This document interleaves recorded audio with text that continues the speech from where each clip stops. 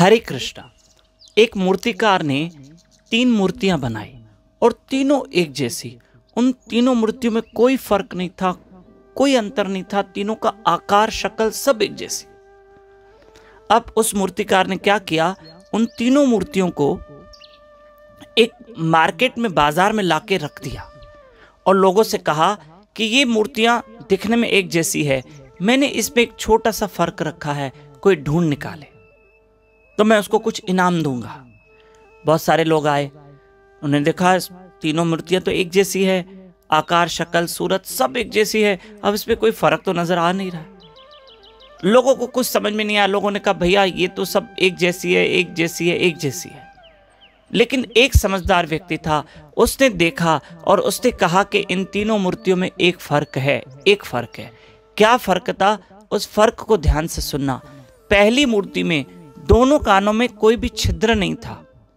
पहली मूर्ति में दोनों कानों में कोई छिद्र नहीं था और दूसरी मूर्ति में दोनों तरफ छिद्र थे और तीसरी मूर्ति में एक तरफ ही छिद्र था। यह फर्क नजर आया और उस व्यक्ति ने क्या किया, जिसने उस मूर्ति में फर्क ढूंढा, अंतर ढूंढा, तो उसने क्या किया, एक पतली सी तार लेकर आया। पहली मूर्ति में तो दोनों तरफ छिद्र ही नहीं थे ना, तो उसने उसमें तार नहीं डाली। दूसरी मूर्ति में तो दोनों तरफ छिद्र थे, दोनों तरफ, तो एक तरफ छिद्र में तार डाली तो यहां से तार निकल गई। और तीसरी मूर्ति में एक तरफ ही छिद्र था, उसमें तार डाली तो वो अंदर जा रही थी और वो अंदर यहां जा रही थी। तो इस व्यक्ति ने कहा मूर्तिकार से कि आपकी मूर्तियों में ये फर्क है एक। तो मूर्तिकार खुश हो गया और उसको इनाम दे दिया, इनाम दे दिया। अब ये मूर्तियां क्या थी? मॉरल ऑफ द स्टोरी क्या है?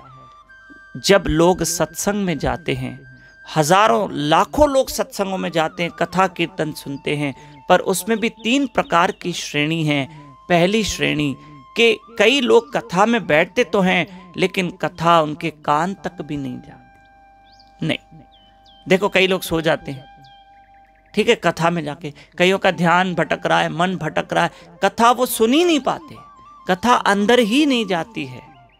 और दूसरे प्रकार के वो लोग जो कथा सुनते तो हैं, थोड़ी देर के लिए सुन भी लेते हैं, लेकिन थोड़ी देर में वो कथा भूल जाते हैं, भूल जाते। यहां से कथा सुनी, यहां से निकल गई, यहां से सुनी, यहां से निकल गई, क्योंकि दूसरी मूर्ति में छिद्र कैसे थे? आर पार।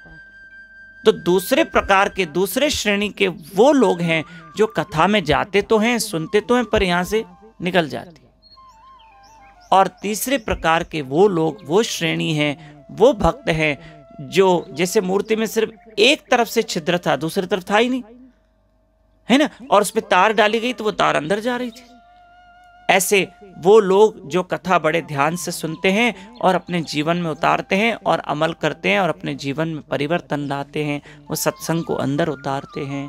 तो हमें तीसरी श्रेणी का भक्त बनना है, तीसरी श्रेणी में आना है, ताकि हम कथा सुने और हमारे अंदर उतरे और हमारा भला हो। 12 नवंबर मंगलवार के दिन एकादशी है और बहुत बड़ी एकादशी, देव उठनी एकादशी। उस दिन भगवान विष्णु 4 महीने के बाद योग निद्रा से जग जाएंगे। आपको पता है ना, भगवान 4 महीने तक योग निद्रा में थे और भगवान उस दिन जग जाएंगे, सुबह ब्रह्म मुहूर्त में उठ जाएंगे। तो एक बात बताइए, एकादशी है, भगवान जग जाएंगे और हम सोए रहे ब्रह्म मुहूर्त में एकादशी के दिन ना। बहुत बड़ी एकादशी है, भगवान योग निद्रा से उठ जाएंगे, तो हमें भी उस दिन ब्रह्म मुहूर्त में उठ के हरि भजन करना है, हरि कथा करना है। हमारे साथ 4:30 से 5:30 बजे ब्रह्म मुहूर्त में उठकर, अर्ली मॉर्निंग उठकर यूट्यूब चैनल दामोदर दास पे लाइव रहकर जप करें और हरि कथा सुने और पूरी कोशिश करें उठने की। कार्तिक मास के कुछ दिन बचे हैं, उठिए। 15 नवंबर तक कार्तिक मास है, रोज सुबह उठकर हमारे साथ जप कीजिए, हरि कथा सुनिए। हरे कृष्ण।